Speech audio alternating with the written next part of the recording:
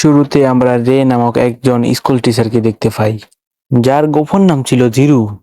সে কিনা চোরদের কাছ থেকে টাকা চুরি করে বা যাদের টাকা তাদেরকে দিয়ে দিত। কিন্তু শীঘ্রই তার ভাগ্য পরীক্ষা হবে। ট্যাংকে দেখতে হয় যারা কিনা জিরুর বন্ধুকে আটকে রেখেছে, কেননা তারা তাদের টাকা তাদের কাছ থেকে চুরি করতে চেয়েছিল। সেখানে ফসায়, কিন্তু তারা জিরুকেও মেরে ফেলতে চেয়েছিল। ঠিক এমন সময় একজন মহিলা আসে আর বলে, আমাদের চেয়ারম্যান তোমাদের সাথে দেখা করতে চায়।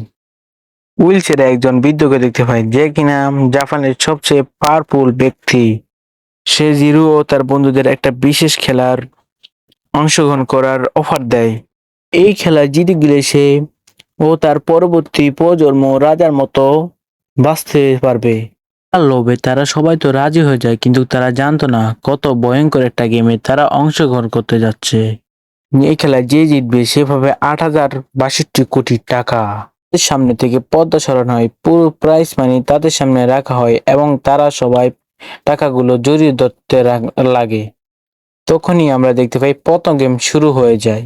সামনে থেকে একটা পর্দা খুলে তারা ৬টি খাঁচা দেখতে পাই। এদের প্রত্যেকটি রোসে একটি করে ডাইসের নাম্বার সংযুক্ত করা ছিল। অ্যাসিস্ট্যান্ট একটা বড় বলে ৩ বার ডাইস রোল করে এবং ৩বারে একই আসে। চতুর্থবারের মতো সে ডাইস রোল করে তাদেরকে বলে, এবার তাদেরকে গেস করে বলতে হবে সেখানে কি উঠেছে। বলা অনুযায়ী তাদেরকে সেই খাঁচায় যেতে হবে, আর যাদের অনুমান ভুল হবে তাদের উপর একটি বিশাল আয়রন বল পড়বে। এবার তাদের ৩০ মিনিট সময় দেওয়া হয়। এরা এই গেমটি এই জন্য রেখেছে যেন তারা কোম্পানির জন্য একজন যোগ্য চেয়ারম্যান পায়। গেমটি দেখতে তো খুব সিম্পল, কিন্তু কোম্পানিটি কি শুধু তাদের অনুমান দ্বারা তাদের চেয়ারম্যান নিবে? তাদের ভিতর তো কিছু না কিছু গন্ডগোল আছে। জিরু নানাভাবে অনেক কিছু চিন্তা করতে থাকে। সময় সে উপলব্ধি করে আমাদের সঠিক অ্যান্সার প্রতিহত করার চেয়ে কিভাবে আমাদের বেঁচে থাকতে হবে সেটা আগে দেখতে হবে। এসছেন একটা আয়রনের পুতুলকে আয়রন দিয়ে ফিসি বলা হয়েছে যে ভুল গেস করলে তাদেরকে এভাবে ফিসিয়ে ফেলা হবে। এটা শুনে সবাই ভয় পেয়ে গিয়েছিল। তাদের লক্ষ্য এই খেলা জিতা নয়, বরং বেঁচে থাকা। এখানে আমরা চিকি নামের একটা লোককে দেখতে পাই, যে খাঁচার কোনার দিকে একদম বই দেখতে পারে, তা নাহলে আনসার ভুল হোক বা সঠিক হোক সে বেছে দিতে পারবে। কিছু সে মনে মনে ভাবছিল। এখানে আইডিয়া ছিল এই খেলা যাতে কেউ না জীবিত না থাকে, সবাই যাতে মনে যায় এভাবে তারাও জিতে যাবে। জিরুর বন্ধুকে বোকা বানিয়ে তাকে ৩ নাম্বার খাঁচায় নিয়ে যায়, যেটা দেখে অন্যান্য প্লেয়াররা ৩ নাম্বার খাঁচার দিকে এগায়। আমাদের টাকা চুরি করছিল, তাই ওদেরকে মরতে হবে। হাতে মাত্র ১ মিনিট বাকি। ফলে ৫ নাম্বার খাঁচায় জড়ো হতে থাকে।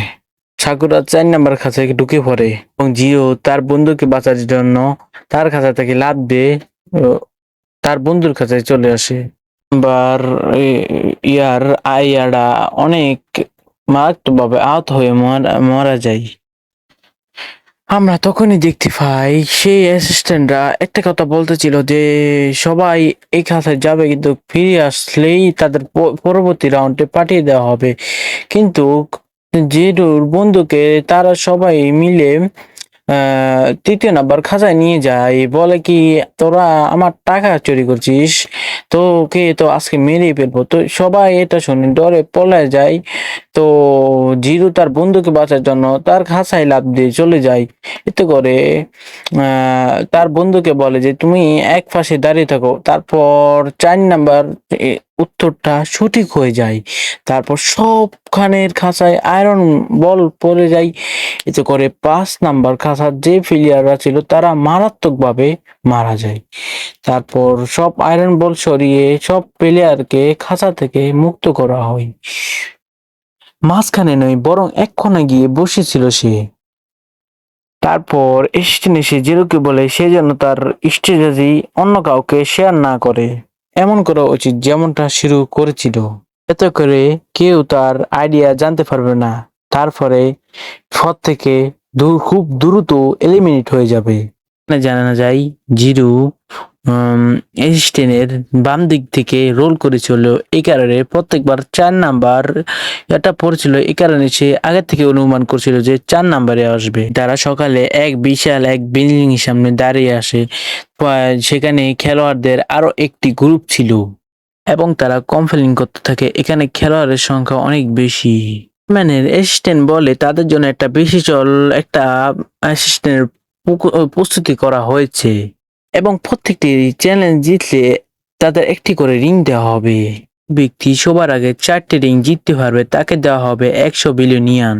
সাথে সে হয়ে যাবে জিজিং কোম্পানির চেয়ারম্যান। প্রত্যেকটা খেলার পাশে একটা করে সাইনবোর্ড থাকবে। জিরু একটা বেলুর সামনে এসে দাঁড়ায় এবং সবাই হাতাহাতি শুরু করে। সেই গেমের ভেন্যু থেকে একটা প্লেয়ার এসে পড়ে, তারপর দেখে তাদের হাতা কাটা। এটা দেখে সবাই ডরে ফলে যায়। জিরু অন্য একটি বিল্ডিং এর ভিতরে এসে পৌঁছায়, যেখানে সে দেখে আরো কয়েকজন প্লেয়ার চেয়ারম্যানের সামনে। এটা দেখে চেয়ারম্যান বলে এখন পর্যন্ত আমার 2জনকে চেয়ারম্যান হওয়ার উপযুক্ত হয়েছে, 1, 0, 2 বর্ষু। তাদেরকে একটা চ্যালেঞ্জ দেয়। এই গেমটির নাম ছিল কলজান। ডেরিং মান 75%। সে আরো বলে যে এই গেমে কেউ জিতে যায় তাহলে সে 4টি রিং পাবে। এভাবে জিরুকে একটা মাস্ক পরিয়ে দেওয়া হয়। জিরুকে বলা হয় মাত্র 10 সেকেন্ডের ভিতরে তার মুখের মাস্কটি খোলা হবে। জিরু চারপাশে দেখতে থাকে এবং ভালো করে খেয়াল করতে থাকে কি কি আছে এখানে এখানে কি কি আছে। তারপর তার মাথার মাস্কটি বন্ধ করে দেওয়া হয় এবং এটাকে ঘুরানো হয় চারদিকে। চারদিকে ঘুরাতে ঘুরাতে ঘুরাতে ঘুরাতে একদম জায়গা আলাদা হয়ে যায়। তারপরে থামানো হয়। এতে করে সেকে বলে যে সে সেফটি জায়গায় যাতে আউট জায়গায় গেলে সে উপরে যাবে। তারপর সে দিজ্ঞাত মৃত্যু আর সেফটি জায়গায় অবশ্যই যেতে হবে। আর এখানে বলা ছিল যে 4জন মানুষ থাকবে যারা কিনা জিরুকে বলবে কি আমার পাশে আসো, আমার পাশে কোনো ইয়া নাই। তো যদি সে ভুল উত্তরে যায় সে ওই প্লেয়ারটা হয়ে যাবে একটা রিং। ঠিক আমরা দেখতে পাই একদিক থেকে জিরুর বন্ধু হিরোশি তাকে লাভ দেওয়ার জন্য বলে। এতে করে জিরুশি হিরোশি একটা কয়েন রাখে মাটি। কয়েন রাখার পরে সে তাকে বলে যে এই বলো তো এই কয়েনটা কি কালারের। তারপর সে তার অপর প্রান্তের বন্ধু তাকে যে সব প্রশ্ন করা হচ্ছে সে সব কিছু উত্তর দিয়ে দেয়। তারপর আমরা দেখতে পাই যে আরেকটি আউটরিং এর দ্বারা গেলে সে বলে কি আসো আমার দিকে আসো। তারপর জিরু এখানে তাদের ধরা খাওয়িয়ে দেওয়া হয়, ধরা খেয়ে যায় তারা জিরুর কাছে। তারপর আমরা দেখতে পাই যে জিরুকে তারা উত্তর দেয় যে আ এটা তো ইয়া হয়ে গিয়েছে, মানে মুছে গিয়েছে। তারপর তারা বলে কি আরে না এটা তো মুছে যায়নি। জিরু একদিনকে দেখেছিল যে তার বন্ধুর চশমা রিংটা কোনো মতে সেটা মুছেনি। তারপর অপর প্রান্তে ছিল চিকু নামের একটা ছেলে। সে তাকে বলছিল যে আমার দিকে আসো, আমার দিকে সেফটি আছে। তারপর সে আস্তে আস্তে আসবে না, তো বিশ্বাস করতে পারছে না। তাকে অনেক কিছু জিজ্ঞেস করে সে সবকিছু সঠিক উত্তর দেয়। তারপর জিরু বলে যে আমার পার জোতার ইয়াটা কেরকম করে আছে। সে বলছে আমি ঠিক মতো দেখতে পাচ্ছি না। তারপর আমরা দেখতে পাই যে সে একটা আহ চাল খাটে, এখানে চাল খাটে চাল খাটে। তারপর আমরা দেখতে পাই যে সে একটা কয়েন রাখার পরে বলে যে আরেকজনের কাছে আসে। সে একটা কয়েন রাখার পরে তাকে বলে যে কি এই কয়েনটা কি দেখতে পাচ্ছ তুমি, এটা কোথায় কত নাম্বার কয়েন। তারপর সেখানে একটা স্টেপ আসার পরে একটা আয়না দিয়ে সে দেখতে পায় কয়েনটা 50 পয়সার। ও বলে যে জিরু এই কয়েনটা হলো 50 পয়সা। তারপর সেখানের অ্যানাউন্সমেন্টের স্টেপ এসে বলে যে হ্যাঁ আমার কাছে আসো জিরু, এখানে সেফটি আছে। তারপর সে এই কথাটা বিশ্বাস করতে পারছে না, কারণ তাকে কেন বলবে যে আমার কাছে আসো। তারপর জিরু আর একটা 50 পয়সা রাখে, সেও তাও সে লোকালোক সঠিক উত্তর দিয়ে ফেলে। এই এই দেখে জিরুর মনে একটু সন্দেহ লাগে, কারণ সে প্রথম বলেছিল যে আমি কিছু দেখতে পাচ্ছি না ভালো করে, আমি বলবো কিভাবে। তো এখন সে কিভাবে দেখতে পারছে, অবশ্যই কোনো না কোনো যন্ত্রের এখানে ইউজ করছে। তারপর সে কিছু না ভেবে সে ওই স্ট্রোকের কাছে লাফ দিয়ে দেয়। তারপর চেয়ারম্যান বলে যে তোমাকে অসংখ্য ধন্যবাদ। যে তারপর চেয়ারম্যান একটা ইয়া হাত দিয়ে তাকে দেয়। তারপর জিরু এটা চাল মনে করে যে চেয়ারম্যান তো স্টেপে বয়া ছিল, কিন্তু হুইল চেয়ারে বয় না, কিন্তু এখানে কিভাবে সে এত দূরে হাত আনবে। তো তারপর দেখতে পাই যে সেখানে একটা গর্ত ছিল জিরুকে ফেলে দেওয়ার। তারপর এখানে দেখতে পাই যে আমরা আহিনা কত কিছু তাকে আটকানোর জন্য করছিল, কিন্তু কোনো মতোই আমাদের হিরোকে কেউই আটকাতে পারলো না। তো এতে করে আমাদের হিরো পেয়ে যায় 60টি রিং বাউচার পাওয়ার পরে তার বন্ধুকে নিয়ে যাওয়া হয়। তার বন্ধুকে নিয়ে যাওয়ার পরে এর বন্ধু এমন এমন কামাল করে দেয় যে সে এখনই এসে পড়ে যে তাকে ক্লিয়ার আসে বলে যে তার বন্ধু গেমটিকে জিতে গিয়েছে। সে প্রথমে বিশ্বাস করতে চায় না, তারপর সে তাকে বলে যে সত্যি কথা, সে গেমটি জিতে গিয়েছে।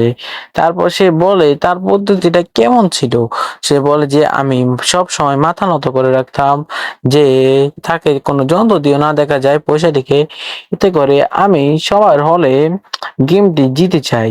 তারপর চেয়ারম্যানও আমাকে আটকানোর জন্য একটি ভাত চাল দেয়। মানে ভাত চাল দেওয়ার পর আমি এই চেয়ারম্যানের কাছে যাই।